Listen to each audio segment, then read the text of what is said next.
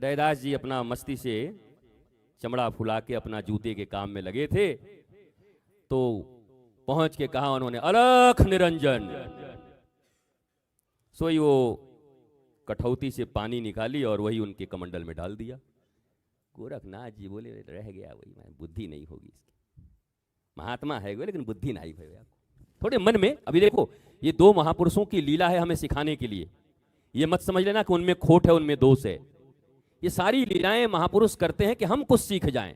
जैसे फिल्म बनती है ना, तो फिल्म में कभी कुली बन गया है अमिताभ बच्चन, कभी जज बन जा रहा है, कुछ नहीं, एक्टर है, न जज है बेचारा, न कुली है। गरीब बन जाता है, मेरा सारा धन लुट गया, माँ माँ, निरूपा राय मर गई तो रोता है, और अपनी माँ तो जिंदा ही थे तब। तो वो उसके एक्टिंग है अमिताभ बच्चन के। वैसे ही महापुरुष जब कोई लीला करते हैं तो तत्वों से विचार करना चाहिए कि वो हमें शिक्षा देने के लिए ऐसा कर रहे हैं। बड़ा मन उनका खराब हुआ, सोई वो कमंडल लेकर के बोले चलो कबीर के घर चलते हैं। कबीर के घर पहुंच गए। कबीर के घर आवाज लगाई तो एक छोटी सी बालिका निकली। बोला कहाँ है? बोला वो तो घर नहीं है। बोला घर नहीं है? बोला कहाँ गए? बोला बाजार गए कपड़ा लेके, बेचवे के ताई बेचने गए महाराज, कपड़ा बेचने। कबीर जी बताओ, आजकल ऐसा हो जाए, कोई आए, गुरुजी कहाँ हैं? बोला वो तो महाराज कोको कोला बेचने गए। हैं? कोको कोला बेचने गए? कौन गुरु है ये?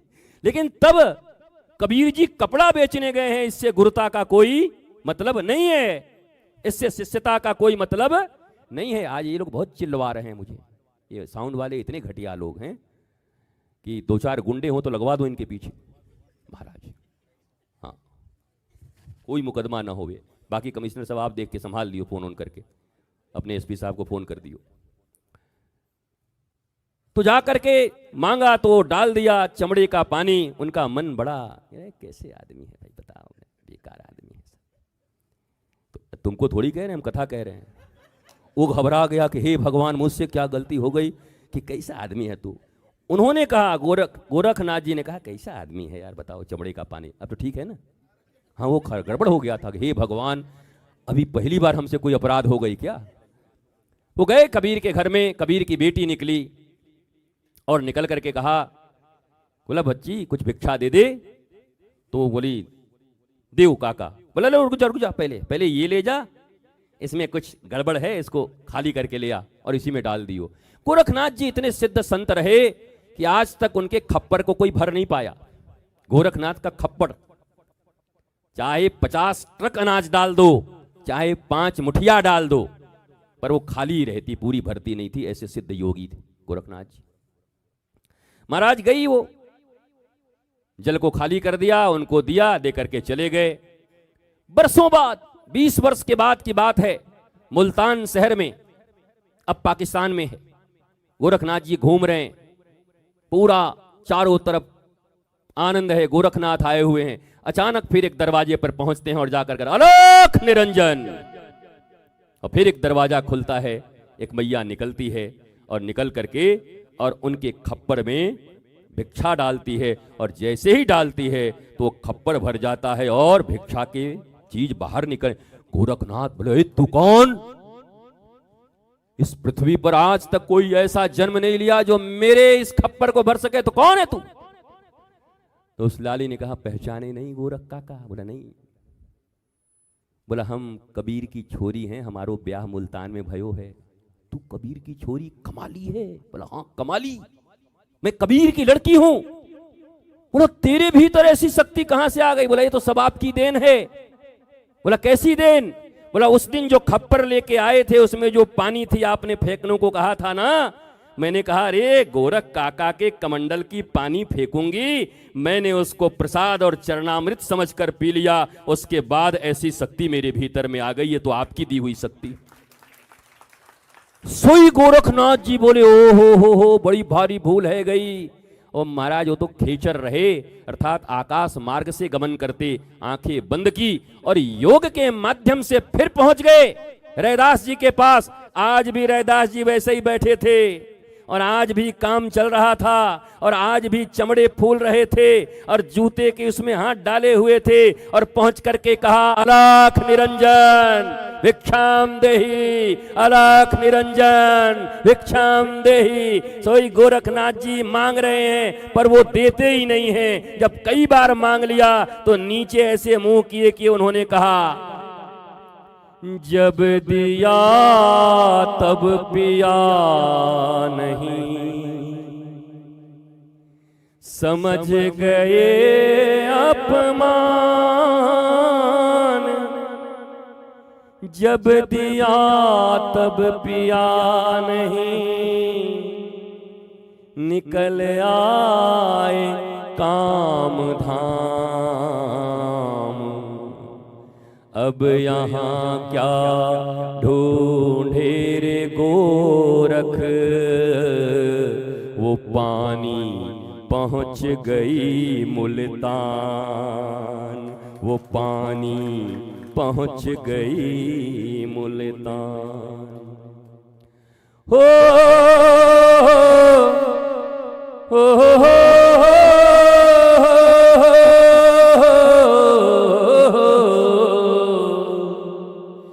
जब दिया तब पिया नहीं,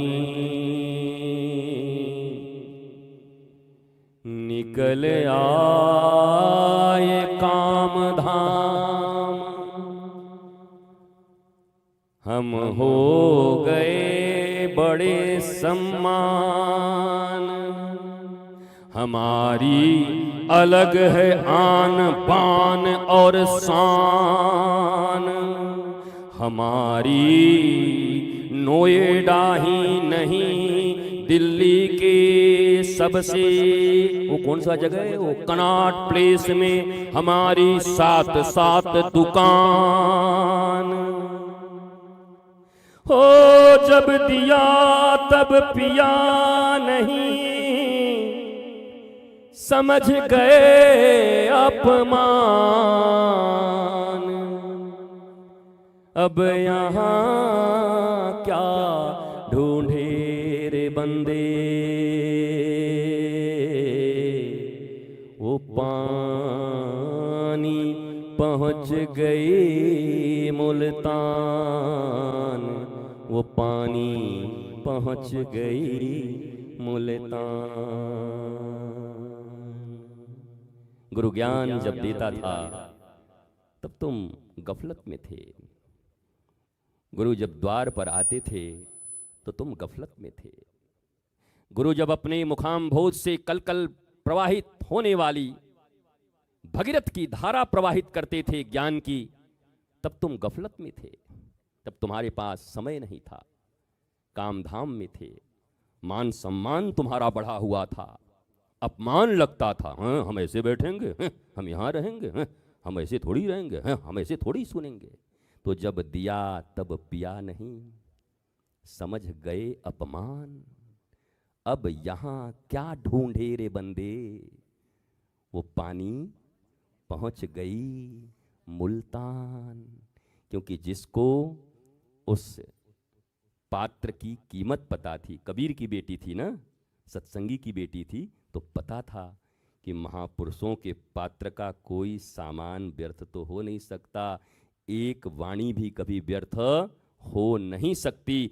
तो कबीर की बेटी कमाली ने क्या किया, बोला आज तो मुझे अमृत मिल गया, गोरख चाचा के कमंडल से पी गई।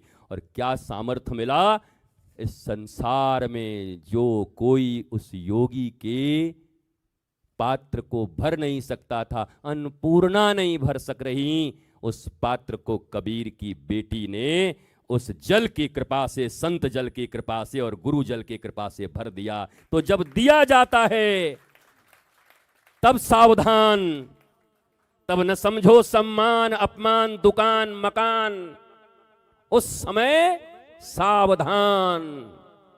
इसलिए जब भगवान शंकर पार्वती जी को कुछ कहते हैं तो कहते हैं पार्वती सावधान। जब कोई महापुरुष किसी अपने शिष्य को कथा कहते हैं, काक भुजुंडी जी कहते हैं गरुड़ जी को, कहते हैं सावधान। महाराज परीक्षित जी को जब कह रहे हैं हमारे कौन सुखदेव जी, तो कहते हैं सावधानतयाम शृणुम। परीक्षित सुना तो रहा हूं पर सावधानी से सुनना, सावधानी हटी, माता सती के साथ दुर्घटना, माता सती की सावधानी हटी। कुंभज ऋषि के घर पर गए भगवान भोलेनाथ, तो माता सती ने क्या कहा, ये क्या मुझे कथा सुनाएगा, हम तो महादेव की पत्नी हैं, ये बाबा टाबा क्या सुनाएंगे। तो सती जी से कितने अपराध हुए। कथा का अपराध, श्री राम को न पहचानने का अपराध, फिर भोलेनाथ ने मना किया मत जाओ पिता के घर में, हैं आपको तो बस जब पिताजी के घर में जाऊं तभी आपको खराब लगता है, हम तो जाएंगे। बोला निमंत्रण नहीं आया, बोला आपको ज्ञान नहीं, खाली भोलेनाथ बन के बैठे हो, माता पिता और गुरु के यहां से निमंत्रण न भी आए तब भी जाना चाहिए। तब भगवान शंकर ने कहा ज्ञानी तो ज्यादा हो गई हो, पर अंतिम ज्ञान सुन लो, माता पिता और गुरु के पास से भी निमंत्रण न आए तो जाना चाहिए। कब? जब कोई विरोध न रखता हो तब। तुम्हारे दक्ष प्रजापति पिता तो मुझसे इतना विरोध रखते हैं, असम्मान करते हैं, इसलिए मना कर रहा हूं सती मत जाओ मत जाओ, मुझे तुमसे बहुत प्रेम है। पर सती नहीं मानी, गई, और जाने के बाद जब अपनी ही बहनों ने अपमान कर दिया, अपने ही घर में जब अपमान हो गया, तो योगाग्नि नहीं बल्कि जहां हवन हो रहा था उसी कुंड में कूदकर, आज की मीडिया क्या कहती उसको, बोलो, हाँ ये सब लिखती, आज की मीडिया ये सब लिखेगी, क्या लिखेगी, पिता के घर में गई, लोगों ने किया अपमान और पुत्री ने की सुसाइड, आत्महत्या, यही तो लिखती। अपमान के कारण सती जी ने अपने शरीर को उस अग्नि में जला दिया। क्यों? पहला भूल कहां, जब कथा हो रही थी तो देख रहे थे कि बाबा जी के फॉलोअर कितने हैं, 1000 है, ये कोई बाबा है 1000 फॉलोअर वाला, हटाओ इसको। तब नहीं गए कुंभज ऋषि के पास। अरे जब महादेव दंडवत होकर प्रणाम कर रहे हैं और कुंभज ऋषि भी उनको दंडवत कर रहे हैं परस्पर, तो उस समय पत्नी का कार्य है पति का साथ देना, बैठकर कथा श्रवण करना, पर मन में अभिमान आ गया। ये भी गलती मत सोचना कि सती जी गलती करेंगे फिर ये लीला है। फिल्म बन रही थी, क्यों? हम जैसे मूर्खों के लिए फिल्म बनाया था माता सती और भगवान शंकर ने, ये फिल्म बनी थी। तो उन्होंने जब अपमान किया तो उस अपमान का परिणाम क्या आया, स्वयं के जीवन को नष्ट भ्रष्ट करना पड़ा, समाप्त करना पड़ा। ज्यादा जोगी मठ उजाड़, साउंड में 5-7 आदमी लगे हैं। अब महाराज हम अगर कहीं फील्ड में निकल करके लाखों लोगों के बीच में बोले तो हमको लग रहा है कि 10-20 हजार साउंड में लगेंगे हमारे, बैठेंगे कि भाई गुरुजी हैं 10,000 आदमी साउंड ठीक करो, जब इतने में 5 लोग लगे। तो एक अपमान ने जब भगवती जगदम्बा को नहीं छोड़ा तो हम कैसे बचेंगे, अब तुम्हारा क्या होगा कालिया। जिन कालियाओं ने ऐसा किया है हाथ ऊपर खड़ा करके और हाथ जोड़ के क्षमा मांगो, जिन कालियाओं से ऐसा हुआ है, अब तेरा क्या होगा कालिया। हाँ ठीक है। अरे वो पीछे भी मांग रहे हैं दोनों बच्चे, बोले हम ही से भूल हो गई है। और एक अंतिम बात चलते चलते, देखो गुरु मस्ती के मूड में भी हो ना, और बहुत कैजुअल हो, तुम मत होना।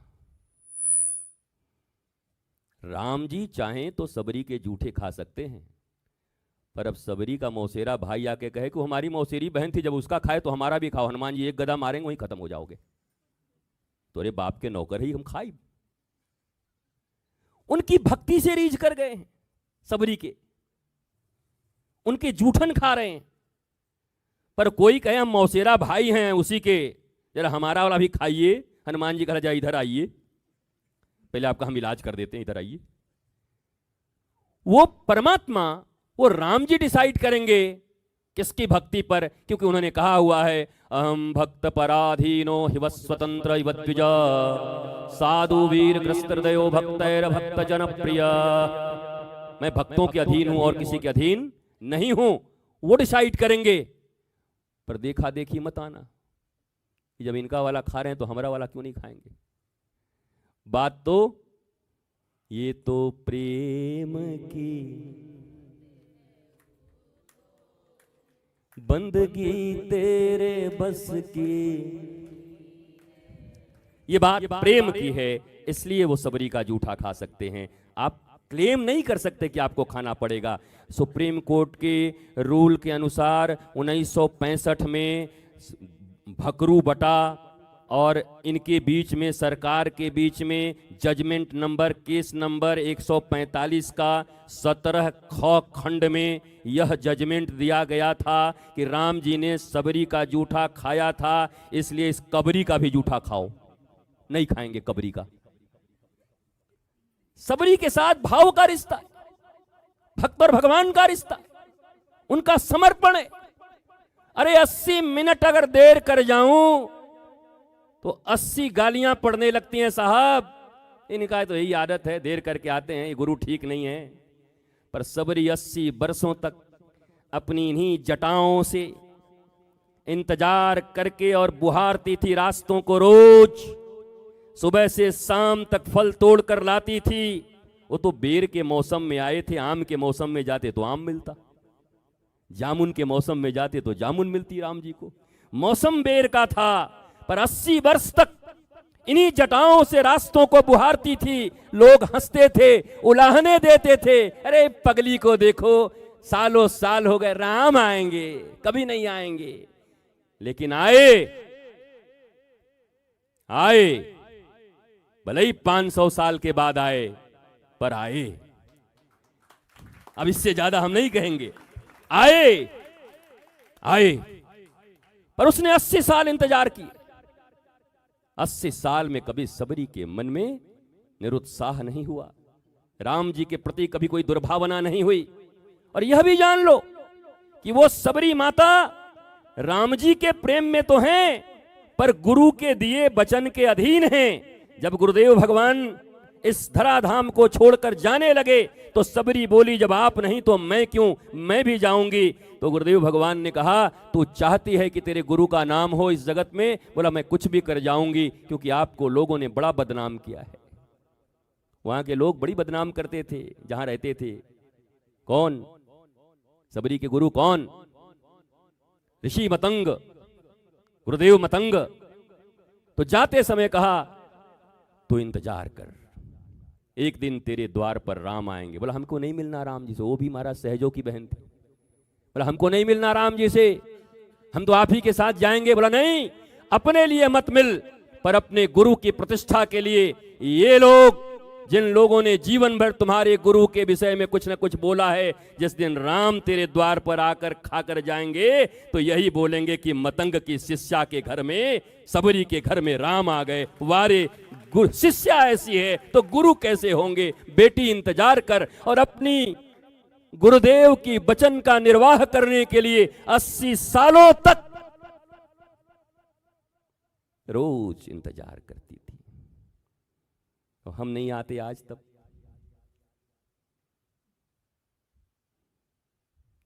अरुण तो अरुण के कोई बड़के भैया, ए अरुण, अपने गुरुजी से कह देना ये बात किंतु ठीक ना है, लोगन को बुलाए कि और फिर ना आयो, ऐसे क्या है, इज्जत घटती है।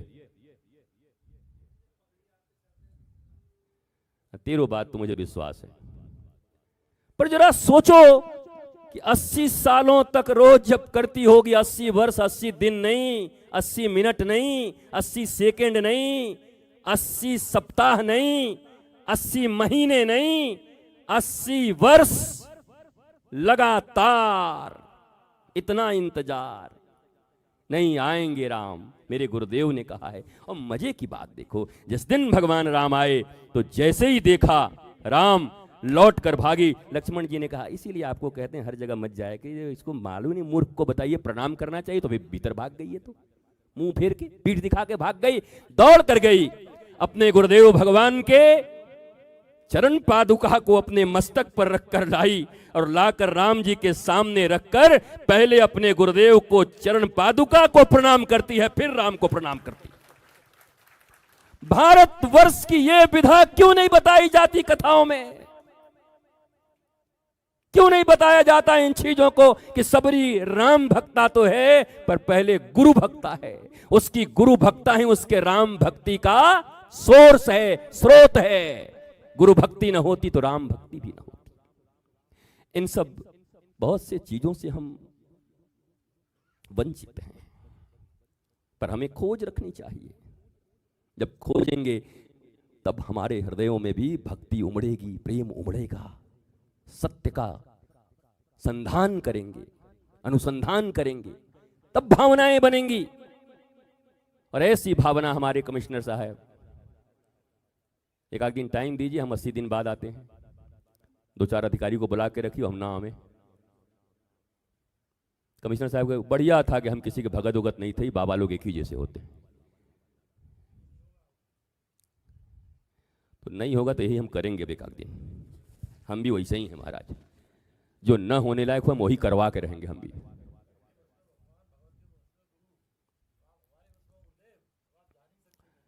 भक्त बड़े भगवान से जानत सकल जहान, राम गए पुल बांध के कूद गए हनुमान। राम जी को पुल बांधना पड़ा, हनुमान जी ऐसे ही कूद गए महाराज। तो भक्त बड़े भगवान से जानत सकल जहान। एक दिन ठाकुर जी आकर के एक तराजू के पड़ले पर बैठ गए और एक भगत बैठ गया इधर पड़ले पर। तो ठाकुर जी ने पूछा, बताओ दोनों में भारी कौन? बोला महाराज हम। तो बड़ा उदंड है। बोला उदंड काहे को है? बोला तू कैसे भारी? बोला आप अकेले हो, और बोला हमारे हृदय में तो आप बैठे ही हो, ऊपर से हम भी हैं, तो थोड़ा पाव भर भारी तो हम हो जाएंगे कि नहीं, क्योंकि मेरे हृदय में भी तो तुम ही हो। अरे ठाकुर जी बोले तो हमसे भी छलिया है यार तू तो। बोला आप ही के भगत हैं महाराज। तो हमको भी भगवान की कृपा से ऐसे ही भगत लोग मिले हैं। हम डाल डाल तो हमारे भगत पात पात पत्ती पे चलते हैं, गुरु से 2 कदम आगे रहते हैं। वैसे अच्छी बात है, इस दुनिया में चोर और पुलिस का एक खेल है। अगर मुझे इस देश में अधिकारियों का चुनाव करना होता तो मैं चोर को पहले चुनता।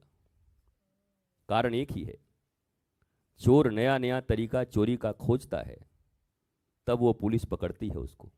जब तक ये तरीका पकड़ता है तब तक वो नया तरीका खोज के निकल आते हैं। बताओ बुद्धि किसके पास ज्यादा है? बताओ एसपी सिंह। नहीं गलत बोल रहा हूं तो बताओ। हर बार नया तरीका। दरवाजा बंद किया तो सेंध मार दिया, छप्पर मजबूत कराई तो सुरंग बना के आ गए। तो कहते अच्छा ऐसा भी होता है, इस बार चप्पे चप्पे पे पुलिस लगे रहेगी। फिर एक नया तरीका से बोला चाहिए, चप्पा में भी चप्पा था चक्कर। तो हर बार चोर एक नया आइडिया लेके आता है और पुलिस उसको रोकती है। इसलिए आपको जानकर आश्चर्य होगा कि मुखबिर अक्सर ऐसे ही ग्रेट चोर लोग होते हैं, वो सब चोरी बचवा देते हैं। किसी प्रशासनिक आदमी से पूछना तो बताएगा कि महाराज हम लोग तो उतना नहीं पकड़ पाते, यही पकड़वाते हैं। पंछी को जानता है ना, वो सब जानते हैं कि कैसे कर सकता है चोरी, उसका दिमाग उतना चलता है। तो गुरु जैसा होता है शिष्य भी उतने ही तीव्र, तीक्ष्ण और आनंदित होते हैं। मुझे गर्व है कि मैं जिस घर में बैठा हूं, मुझे उनकी भक्ति पर न कभी संदेह था, न है, और न आजीवन मुझे कभी उनकी भक्ति पर संदेह रहेगा। ये निश्चल लोग हैं। लेकिन हम आपसे एक ही बात कहते हैं, गुरुओं निश्चल और चेलो निश्चल, तो कैसे लड़ेंगे बाकी लोगों से? एक आध तो षड्यंत्रकारी तो हमारे साथ जुड़ो। हम निश्चल महाराज।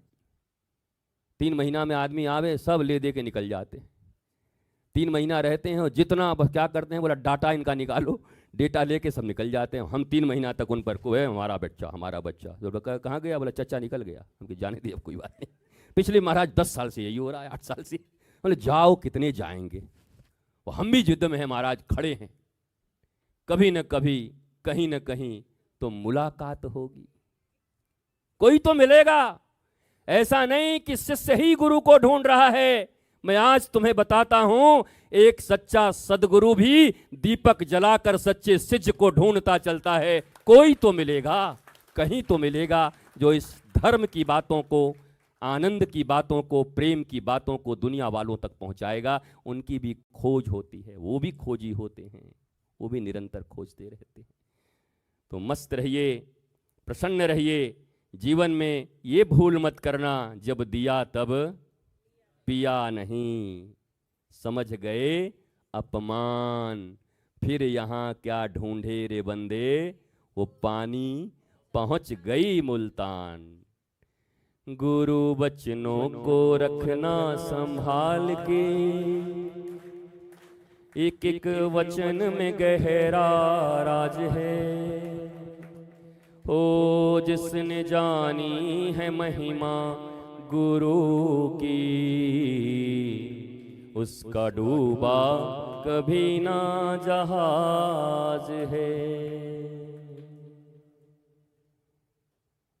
बीज पड़े और अंकुर न फूटे, ऐसा कभी नहीं हो सकता।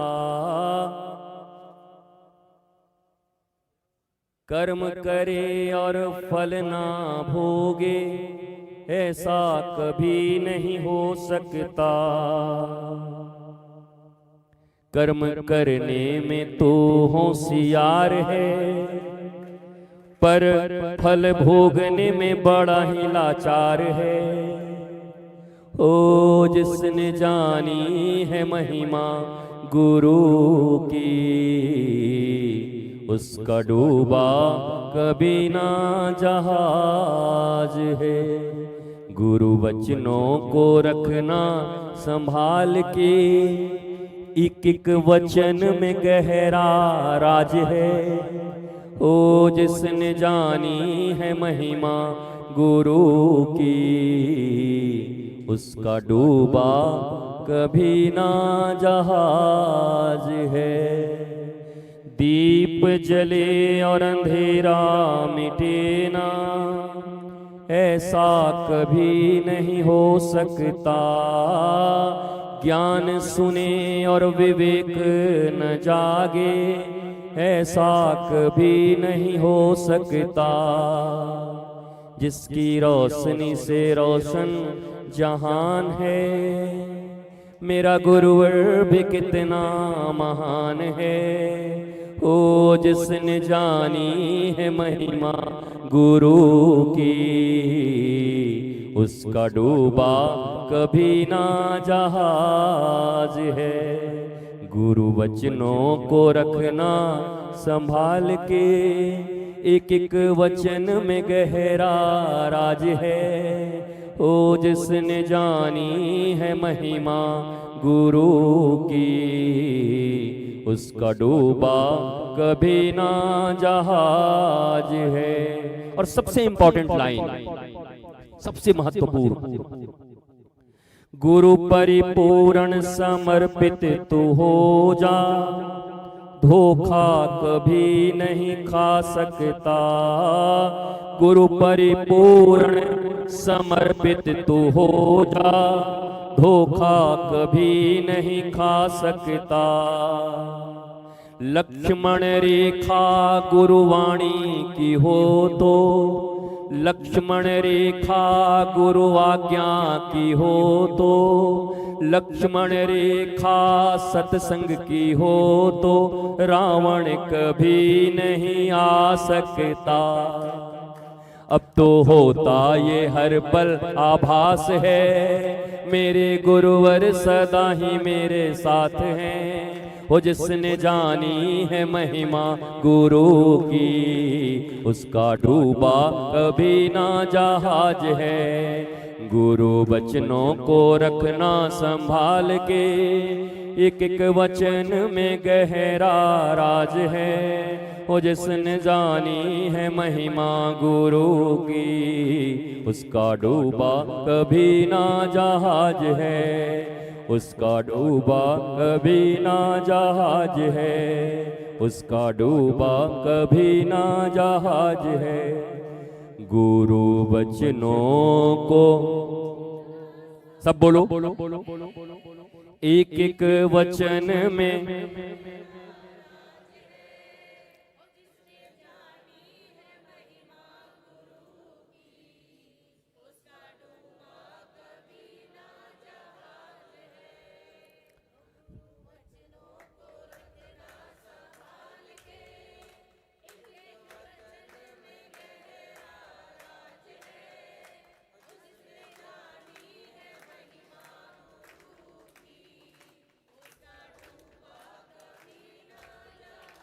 गुरु बिन भवनिधि तरहि न कोई,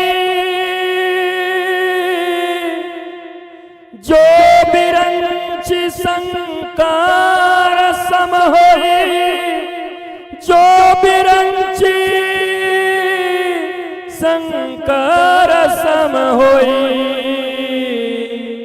गुरु बिन भवनिधि तरहि न कोई, जो बिरंचि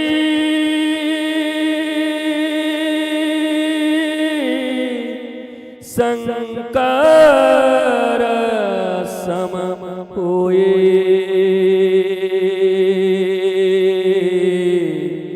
जो बिरंचि संकार सम होए। हो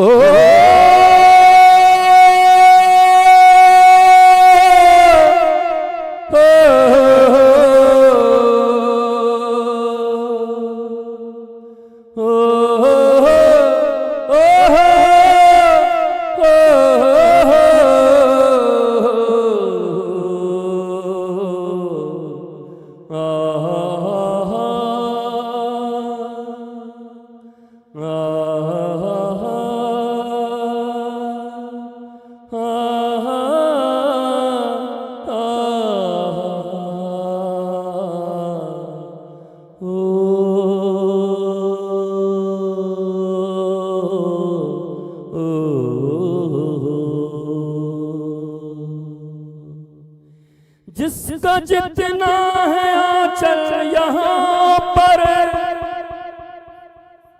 उसको सौगात उतनी मिलेगी। कोई होम्योपैथ का शीशी लेके आएगा तो उसको उतना ही मिलेगा, कोई ड्रम लेके आएगा उसको इतना ही मिलेगा। तुम संकीर्ण होकर आओगे तो विराट गुरु से कुछ नहीं ले जा सकते, पर तुम जब खुल कर आओगे, विराट होकर आओगे, पक्षपात रहित होकर आओगे, पूर्वाग्रहों से मुक्त होकर आओगे तो सब पा जाओगे। जिसका जितना है आंचल यहाँ पर, यहाँ कोई भेदभाव नहीं है, उसको सौगात उतनी मिलेगी।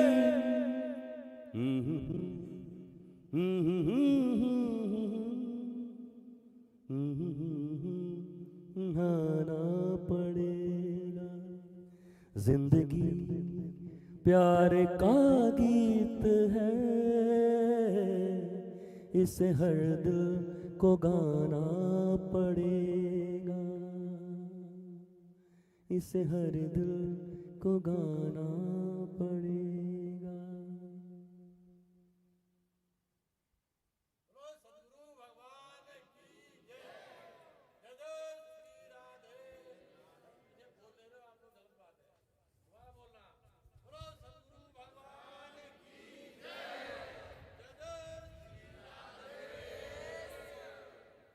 नमः पार्वती पतये हर हर हर महादेव।